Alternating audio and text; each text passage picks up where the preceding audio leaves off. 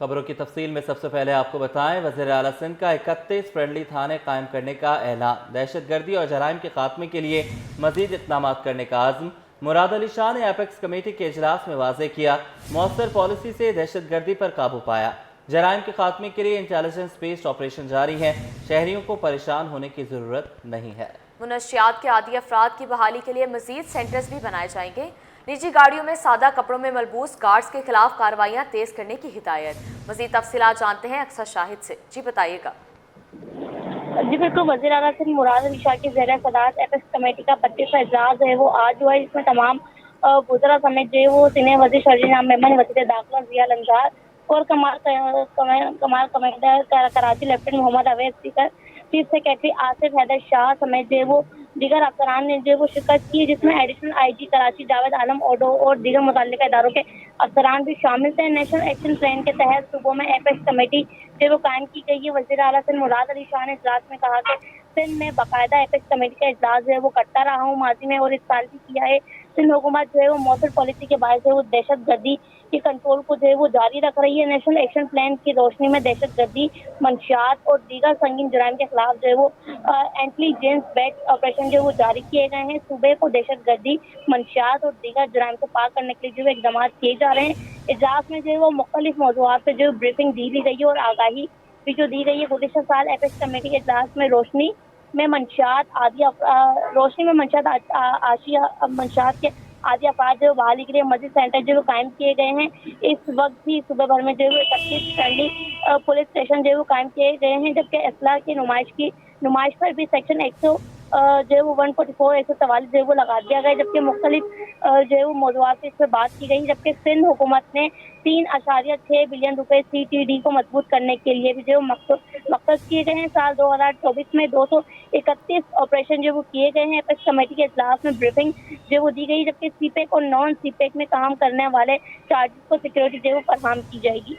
जी ये बताइएगा, अक्सा के फ्रेंडली थाने तो कायम किए जा रहे हैं, ये किस तरह काम करेंगे? और ये भी बताइएगा कि इस बात को किस तरह यकीनी बनाया जाएगा कि ये फ्रेंडली थाने अवाम दोस्त हों, रिवायती कल्चर में ना ढलें? जी बिल्कुल, जैसा कि मुराद अली शाह का ये जो है वो 32वां इजलास और माजी में हम देखते हैं कि काफ़ी जो है वो अमल दरामद किए गए हैं। मुख्तलिफ जो है वो ऑपरेशन जो है वो हमने देखे हैं कि सूबे भर में जो है वो अमन अमान की सूरत हाल में जो है वो किए गए हैं। जबकि इसमें ये भी देखा गया है कि चेक पोस्ट पर सिंध बलूचिस्तान बॉर्डर पर स्मगलिंग और दीगर जुराइम की रोकथाम के लिए जो है वो इस बार इक़दाम किए जा रहे हैं। सिंध हुकूमत ने fusion centre DG narcotics office में कायम किए हैं, जबकि वज़ीर आला सिंध मुराद अली शाह ने जो वो ये भी कहा है कि फ्यूजन सेंटर के तहत एजेंसियों के दरमियान बेहतर कोऑर्डिनेशन से नारकोटिक्स क्राइम की जो वो कॉज लगाकर जो है वो इसको बेहतर किया जाएगा और जो वो जुराइम को रोका जाएगा, जो मज़ीद मौसर जो है वो साबित होगी। साल 2025 में इंसदादे दहशतगर्दी के अब तक जो वो 23 मुकदमा जो वो दर्ज हो चुके हैं, जबकि साल 2024 की बात कर ले तो उसमें काफ़ी जो वो जुराइम पेशा अफराद को जो है वो सजा भी हो चुकी है। साल 2024 में 231 ऑपरेशन जो वो किए जा चुके हैं, जिसमें जो है वो 153 मुकदमा दर्ज हुए, 84 जो है वो मुलजिम गिरफ्तार हुए, जबकि 12 जो वो मारे गए हैं। और इस साल की अगर हम बात करें 2025 की, तो इसमें दहशतगर्दों के खिलाफ जो है वो 218 इंटेलिजेंस बेस्ड ऑपरेशन जो है वो अब तक किए गए हैं। जी ठीक है, बहुत शुक्रिया, आपने हमें अपडेट किया। कोरंगी क्रीक में लगने वाली आग पर 13 रोज गुजरने के बावजूद काबू ना पाया जा सका। आग की शिद्दत ताहाल बरकरार है, जबकि गैस की जांच के लिए वजारत पेट्रोलियम की जानिब से कमेटी तश्कील दी गई। इत्तला जानेंगे मेराज अख्तर से, अपडेट कीजिएगा। जी बिल्कुल, मैं इस वक्त कोरंगी क्रीक पर मौजूद हूँ, जहाँ से 13 रोज़ कबल जो है कि गैस के पॉकेट था जिसमें आग लगी थी ड्रिलिंग के दौरान में, और 13 रोज़ गुजर जाने के बावजूद आग बदस्तूर लगी हुई है। इस वक्त इस पूरे एरिया को जो है यहाँ पर कंटोनमेंट बोर्ड कोरंगी जो है उनकी जो यहाँ पर फायर ब्रिगेड्स हैं वो भी खड़ी हुई हैं, उनकी गाड़ियाँ भी खड़ी हुई हैं। इसके अलावा सिक्योरिटी भी यहाँ पर लगा दी है और तकरीबन अतराफ़ का जो 500 मीटर का जो दायरा है उसमें किसी को भी जाने की और आने की इजाज़त नहीं है। इस हवाले से हमारी जो है फैसल साहब से बात हुई है जो कि कंटोनमेंट बोर्ड कोरंगी के CEO हैं, तो उन्होंने हमें ये बताया कि गुज़िश्ता 24 घंटे के दौरान में एक तो वज़ारत पेट्रोलियम की जो टीम थी उसने यहाँ का दौरा किया था और कुछ नमूने यहाँ से हासिल किए हैं ताकि मज़ीद उसके हवाले से जो है वो टेस्ट लिए जा सकें और मालूमात हासिल हो सके। उसके बाद जो है वो पाकिस्तान एटॉमिक एनर्जी की एक टीम ने उसने भी यहाँ पर दौरा किया है और यहाँ से कुछ नमूने जो है वो हासिल किए हैं। आग की शिद्दत के बारे में ये बताया जा रहा है कि कोई ख़ास कमी नहीं आई। ज़ाहिर सी बात है जो पहले शुरू के दिनों में जिसमें शिद्दत थी उसमें जो कमी आई थी उसके बाद से कोई मज़ीद कमी नहीं आई है। आग अपने तौर पर यहाँ पर लगी हुई है। फायर ब्रिगेड की गाड़ियाँ भी मौजूद हैं। अतराफ़ के एरिया को भी पूरा कवर किया गया ताकि किसी को नुकसान ना पहुँच सके। अब जो टीमें यहाँ से शवाहिद लेके गई हैं और जो नमूने उन्होंने हासिल किए हैं तो उनकी जो रिपोर्ट्स हैं उसकी जो रिपोर्ट आएगी तो उसके बाद मज़ीद ये मालूम होगा कि क्या क्या कितनी तो मकदार है यहाँ पर जो इस पॉकेट में कितनी मकदार थी और उसमें कौन कौन से मिनरल्स मौजूद थे। तो अभी इस हवाले से कुछ भी कहना क़ब्ल अज़ वक्त होगा और जब जो टीम्स आई हैं उनकी पाकिस्तान वज़ारत पेट्रोलियम की और पाकिस्तान एटॉमिक एनर्जी की, तो उनकी जो रिपोर्ट्स आएंगी तो उसके बाद मज़ीद जो है तफसीलात सामने आएंगी। इस वक्त की जो सिचुएशन है वो यही है कि आग बदस्तूर 13 रोज़ गुजर जाने के बावजूद लगी हुई है और इससे लोगों को दूर रखने के लिए अपने तौर पे जो एहतियाती तदाबीर की गई हैं कंटोनमेंट बोर्ड कोरंगी की जानिब से। और यहाँ पर जो है 500 मीटर के दायरे कार में किसी को भी आने की परमिशन नहीं है। फायर ब्रिगेड की जो गाड़ियाँ हैं कंटोनमेंट बोर्ड की 6 गाड़ियाँ तकरीबन जो है वो यहाँ स्टैंड बाय पर खड़ी हुई है कि अगर किसी भी वक्त इस आग की शिद्दत में इजाफा होता है या कोई ऐसी सूरत-ए-हाल होती है हंगामी तो वो फौरी तौर पर काम कर सकें। शहर कायद में खस्ता हाल हैवी ट्रैफिक के खिलाफ कार्रवाई तेज। बल्दिया नेवल कॉलोनी में इंपाउंड यार्ड कायम कर दिया। 2 रोज़ के दौरान 150 से ज़ायद गाड़ियाँ इंपाउंड यार्ड मुंतकिल कर दी गईं। तफसीलात जानेंगे उसामा मलिक से जो इसी मुकाम पर मौजूद हैं, बताइएगा। बिल्कुल, देखें ट्रैफिक पुलिस की जानिब से मुख्तलिफ मकामात पर हादसात के बाद जो है वो ऑपरेशन किया जा रहा है जिनमें हैवी ट्रैफिक जो बोसीदा हालत में खस्ता हालत है, जिनके वो किसी का इंडिकेटर नहीं है, किसी से वाटर टैंकर से पानी रसिया रहा है, तो उनके खिलाफ पूरे शहर में जो है वो कार्रवाई की जा रही है और उन गाड़ियों को जब्त करके इम्पोर्ट यार्ड जो है वो नेवल कॉलोनी में बनाया गया है, उसमें जो है वो लाया जा रहा है। इस वक्त भी मैं उसी इम्पोर्ट यार्ड में मौजूद हूँ। मुख्तलिफ गाड़ियाँ हैं जिनकी हालत जो है वो पुअर कंडीशन है, ना चलने के काबिल नहीं है और ये मुख्तलिफ मकामात से ट्रैफिक पुलिस ने उठाई हैं और अब गाड़ियों को इंपोर्ट यार्ड में लाकर मुंतकिल किया गया है। तकरीबन 2 रोज़ के दौरान 150 से ज़ायद जो ऐसी हैवी गाड़ियां हैं जिनमें वाटर टैंकर, ट्रॉलर, बसेस मौजूद हैं जिनकी कंडीशन ऐसी नहीं थी कि उसको चल सके और रोडों पर वो चल रही थी, अब यहाँ पर उनको मुंतकिल कर दिया गया है और जब तक उसका फिटनेस सर्टिफिकेट वगैरह हासिल नहीं कर लिया जाएगा उसको जो है वो जब तक यहाँ से छोड़ा नहीं जाएगा। इस वक्त हमारे साथ एसओ मौज को मौजूद हैं, इनसे मज़ीद जानते हैं। बताइएगा कितनी गाड़ियाँ अब तक लाई जा चुकी हैं और क्या इसकी खिलाफ कार्रवाई वगैरह की जा रही है? अस्सलाम वालेकुम। सबसे पहले तो आपका शुक्रिया, आप आए और आपने मेरी आवाज़ जो है वो आगे तक पहुँचाने की कोशिश की। Thank you. अस्सलाम वालेकुम। बताइए, ये जो गाड़ियाँ मुख्तलिफ़ इलाकों से आ रही हैं कराची के, क्योंकि ये खस्ता हाल गाड़ियाँ हैं, इसको CFX दिया जा रहा है, इसकी फ़िटनेस वगैरह कैंसिल कर रहे हैं, ठीक है, इनको डिटेन भी कर रहे हैं चालान के मद में, ठीक है, चालान भी दे रहे हैं साथ में। अब आपके सामने ये गाड़ी है, देखें अब इसकी हालत देखें। अब ये रोड पे चल रही है तो ज़ाहिर है कि ये पुरानी गाड़ी है, इसकी प्रेशर पे फट जाता है तो एक्सीडेंट का ख़तरा है। अच्छा, अब अगर कोई ड्राइवर है वो वापस लेना चाहे गाड़ी, बहुत से लोगों का इल्ज़ाम भी है कि पुलिस गलत भी कर रही है, अगर वो वापस लेना चाहे तो उसका क्या प्रोसीजर होगा? अपने कागजात क्लियर करें, चालान क्लियर करें, RTA या वो जो भी इनका इदारा उधर से जाएं, अप्रूवल लें, तो हमारे पास तो कानून मौजूद है, हम तो उसी सेक्शन में चालान करेंगे, ये ना कि हम किसी अफसरान का या वो ये हम बोलते हैं ना फलाने अफसरों का आर्डर है, ये तो कानून मौजूद है ना। अच्छा, अभी 2 दिन के दौरान यहाँ पर इम्पोर्ट यार्ड में कितनी गाड़ियाँ तकरीबन लाई जा चुकी हैं? तकरीबन 150 गाड़ी आ चुकी है। ये 150 गाड़ी यहाँ खड़ी है 2 दिन के दौरान। मज़ीद आज जो भी आएंगी तो फिर इंशाल्लाह सूरत हाल आपके सामने होगी। Thank you. अस्सलाम। बहुत शुक्रिया। देखें एसओ मौज को हमारे साथ मौजूद थे और बता रहे थे कि तकरीबन 150 जो गाड़ियाँ हैं वो यहाँ पर 2 रोज़ के दौरान लाई जा चुकी हैं, जबकि मज़ीद भी जो है वो कार्रवाइयाँ जारी हैं और उनके ड्राइवर जब चाहते हैं कि अगर उनकी गाड़ी वापस मिल जाए तो उसके चालान क्लियर करे, गाड़ी के पेपर क्लियर करे और फिर उसको जो है वो फिटनेस हासिल करने के बाद उसको गाड़ी जो है वो उसको हवाले कर दी जाएगी। मोटरसाइकिल सवार को कुचलकर हलाक करने का केस मुकामी अदालत ने ट्रॉलर ड्राइवर को 2 रोज़ा जिस्मानी रिमांड पर पुलिस के हवाले कर दिया। तफ्तीशी अफसर ने अदालत को बताया कि मुलजिम से बरामद होने वाला लाइसेंस पर मुलजिम हैवी ट्रैफिक चलाने का मजाज नहीं है। मज़ीद तफसीलात बताएंगे जवाद आसिफ। जी जवाद, आगाह कीजिएगा। आज बिल्कुल देखें, कोरंगी में ट्रॉलर का मोटरसाइकिल सवार शहरी को कुचलकर हलाक करने का केस है। जुडिशल मजिस्ट्रेट सिरकी की अदालत में केस की समाअत हुई है। मकबूल अदनान हसास इदारे का साबिक अहलकार था। अदालत ने ट्रॉलर के ड्राइवर मुलजिम को जो है वो मजिस्ट्रेट के रूबरू पेश किया है। तफ्तीशी अफसर की जानिब से मुलजिम के 14 रोज़ा जिस्मानी रिमांड के इस्तदा की गई। तफ्तीशी अफसर ने अदालत को बताया कि मुलजिम के पास से एक ड्राइविंग लाइसेंस बरामद हुआ है। ताहम ये इस ड्राइविंग लाइसेंस पर हैवी ट्रैफिक चलाने का मुलजिम मजाज नहीं है, जबकि तफ्तीशी अफसर का यह भी कहना था कि मुलजिम के ख़िलाफ़ दफ़ा 322 का भी मुकदमे में इजाफ़ा किया गया है और इस ट्रॉलर का जो मालिक है उसके बारे में भी जो है वो मालूमात करनी है, जबकि मज़ीद तफ्तीश करना मकसूद है। तहम अदालत ने मुलजिम को 2 रोज़ा जिस्मानी रिमांड पर पुलिस की तहवील में देते हुए आइंदा समाअत पर पेशरफ रिपोर्ट तलब कर ली है। मुलजिम के खिलाफ थाना कोरंगी सनती एरिया में ये मुकदमा दर्ज किया गया था। सोहराब बोर्ड और एंटी इंक्रोचमेंट पुलिस ने सुपर हाईवे पर कायम गुलशन साहिल सोसाइटी में तजावुज़ात के खिलाफ ऑपरेशन किया, जिस दौरान 4 एकड़ अराजी को वागुजार करा दिया गया। पुलिस की भारी नफरी मौके पर मौजूद है। तफसीलात जानेंगे, सलमान सलीम से अपडेट कीजिएगा। देखिए, बिल्कुल इस वक्त हम सुपर हाईवे गुलशन साहिल में मौजूद हैं और आज एंटी इंक्रोचमेंट पुलिस और साथ ही सोहराब बोर्ड डिवीज़न पुलिस की जानिब से एक ऑपरेशन किया गया, जिसमें तकरीबन 4 एकड़ की अराजी को वागुजार करवाया गया।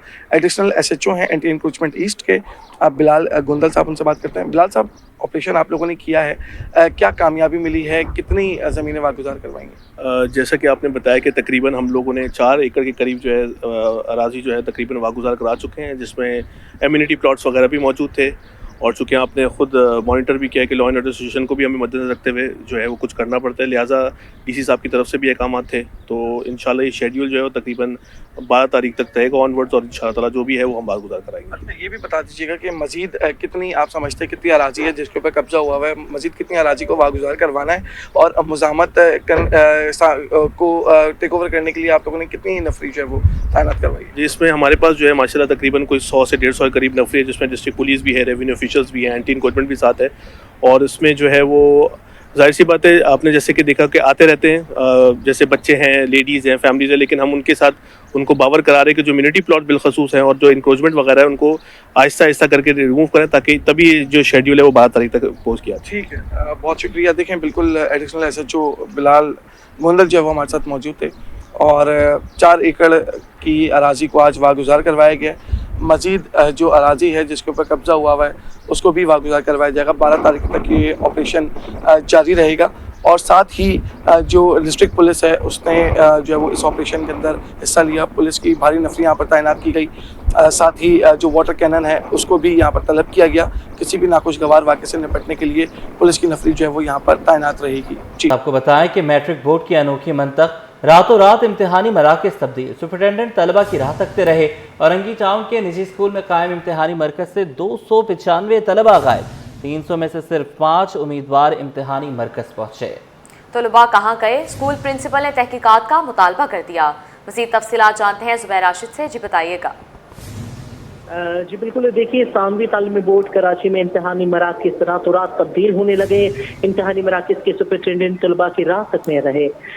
औरंगी टाउन में वाक़ई निजी स्कूल में कायम इम्तिहानी मरकज़ से 295 तलबा जो हैं वो गायब रहे, जबकि मैट्रिक के 300 तलबा में से सिर्फ 5 उम्मीदवार ही इम्तिहानी मरकज़ पहुँचे। माजी के तमाम रिकॉर्ड टूट गए। नकल माफिया भी सरगर्म है। औरंगी टाउन में कायम निजी स्कूलों में दीगर 9 निजी स्कूलों के 300 तलबा का इम्तिहानी मरकज़ बनाया गया था, जबकि तलबा कहाँ गए? स्कूल प्रिंसिपल ने तहकीकात का मुतालबा जो है वो कर दिया। सुबह से तलबा के मुंतज़र हैं। 300 में से सिर्फ 5 ही उम्मीदवार इम्तिहानी मरकज़ पहुंचे हैं।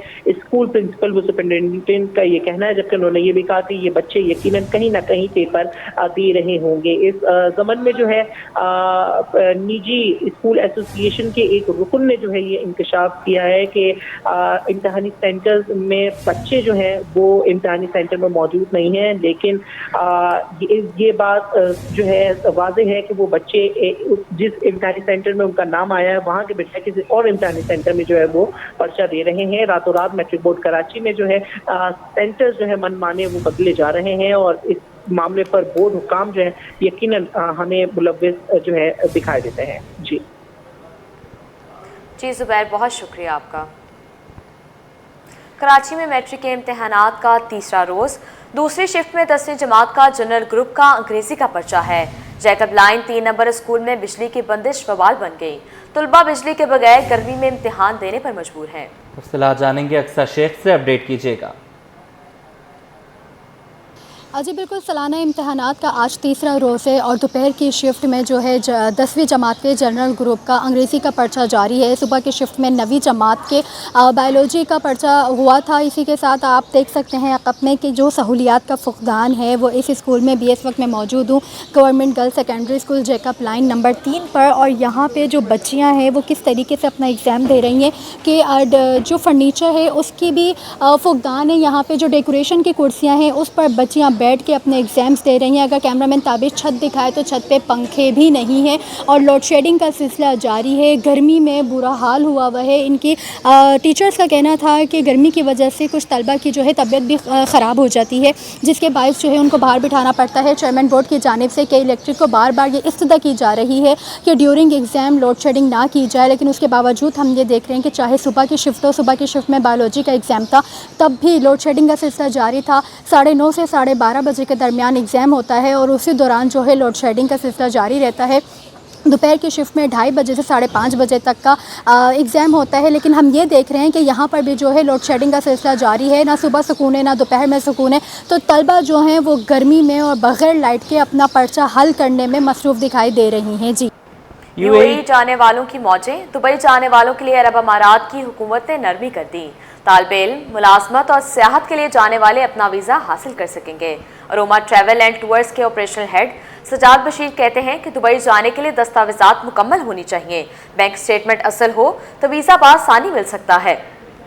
5 साल तक की मुद्दत का वीज़ा भी देने का ऐलान किया। नुमाइंदा मोहम्मद खुर्शीद रहमानी इस वक्त सजाद बशीर के हमरा मौजूद हैं, उनसे जानेंगे, बताइएगा। जी, दुबई जाने वाले अफराद के लिए खुशखबरी है क्योंकि गुज़िश्ता रोज़ गवर्नर सिंध कामरान खान टिसोरी ने यूएई कौंसलेट का दौरा किया और उस दौरे के दौरान यूएई के कौंसल जनरल बकीत अतीक अल रुमैती के हमरा जब गुफ्तगू की तो उन्होंने कहा कि दुबई जाने वाले अफराद के लिए खुशखबरी ये है कि वो अब बआसानी दुबई का वीज़ा लेके वहाँ ट्रैवल कर सकते हैं, चाहे वो सयाहत का मामला हो या मुलाजमत का मामला हो। इस सारे मौज़ूआत पर हम गुफ्तगू करेंगे। अरोमा ट्रैवल एंड टूरिज़म के एजेंसी के जो ऑपरेशनल हेड हैं सज्जाद बशीर, उनसे गुफ्तगू करेंगे। जी देखें, पिछले कोई 1-1.5 साल से दुबई जो ट्रैवलर्स थे उनको काफ़ी सारी मुश्किलात थी वीज़ाज़ के लिए। मेजॉरिटी वीज़ाज़ रिजेक्ट हो रहे थे। वीज़ाज़ बिल्कुल बंद नहीं थे लेकिन वीज़ाज़ इशू ज़रूर हो रहे थे, लेकिन बहुत कम तादाद में इशू हो रहे थे और एल्डरली लोगों को ज़्यादा इशू हो रहे थे। यंगस्टर्स के लिए प्रॉब्लम थी। तो अभी गवर्नर साहब ने बात की है कौंसल जनरल साहब से और एक अच्छी न्यूज़ आई है और उसका इम्पैक्ट होते हुए नज़र आ रहा है कि वो पिछले 1-2 दिन से थोड़ा सा जो वीज़ा की अप्रूवल आ रही है उसमें नरमी आई है और वीज़ा जो है वो अप्रूवल शुरू हुई है। और स्पेशली उन्होंने 5 साल के वीज़ा पाकिस्तानियों के लिए जो ज़्यादा रिजेक्शन आ रही थी उसमें तो बिल्कुल ही बहुत कम रेशो थी, उसमें भी अभी हमने देखा है कि अप्रूवल का रेशो जो है वो अच्छा हो गया है। तो ये हमारे जो यंगस्टर्स हैं या जो जॉब सीकर्स जा रहे हैं या जिन्होंने टूरिज़म के लिए जाना है उनके लिए ये एक अच्छी खबर है और हम इसको वेलकम करते हैं। और हम पहले भी इस चीज़ के ऊपर कर रहे थे कि बात हो रही थी कि गवर्नमेंट लेवल पे जब तक ये बात नहीं होगी तो इस चीज़ को एड्रेस नहीं किया जाएगा। तो ये एक अच्छा साइन है कि गवर्नर साहब ने बात की है वहाँ पे और अब वीज़ा में फैसिलिटेशन उन्होंने शुरू कर दी है क्योंकि कौंसलेट ने यहाँ पे भी वीज़ा ऑफिस जो ओपन वीज़ा ड्रॉप ओपन कर दिया है जिससे एप्लीकेंट डायरेक्टली कौंसलेट से भी वीज़ा ले सकते हैं। ये थे सज्जाद बशीर जो हमसे गुफ्तगू कर रहे थे। इनका कहना था कि दुबई जाने के वाले वो अफराद जो तालिब इल्म हैं, बिजनेसमैन हैं या सयाहत के लिए जाना चाहते हैं तो उनकी डॉक्यूमेंटेशन जो है वो मुकम्मल होनी चाहिए। उसके अलावा जो अगर बिजनेसमैन वहाँ अगर बिज़नेस करना चाहते हैं या वो तालिब इल्म जो वहाँ तालीम के लिए जाना चाहते हैं वो अपनी डॉक्यूमेंटेशन जो दस्तावेज़ात हैं उनकी मुकम्मल जांच पड़ताल के बाद वो उनको लगाएं। उसके अलावा जो होटल्स के टिकट्स हैं वो उनके ऊपर वेरीफाई होने चाहिए। इसके अलावा जो आपकी बैंक स्टेटमेंट है उसकी ठीक दुरुस्तगी होनी चाहिए ताकि आपका वीज़ा रिजेक्ट ना हो, बल्कि ये तमाम डॉक्यूमेंटेशन और तमाम रूल्स जो ज़ाब्ता अखलाक है दुबई जाने के लिए अगर वो आपके पास मुकम्मल होगा तो आपका वीज़ा रिजेक्ट नहीं होगा बल्कि आप उसमें कामयाबी कर सकेंगे। इसके अलावा दुबई जाने वाले इस अमल के ज़रिए पाकिस्तान की इकॉनमी में एक अच्छा असर आएगा, अच्छे असरात मुरतब होंगे और तमाम वो अफराद जो दुबई जाना चाहते हैं वो इस सारी गुफ्तगू को सुने और उसके बाद उसी तरह से प्रोसेस मुकम्मल करें ताकि उनका वीज़ा बआसानी जो है वो फुलफिल हो सके और बआसानी वो कामयाब हो सकें। जी, न्यूज़ स्टूडियो से फिल वक्त के लिए इतना ही।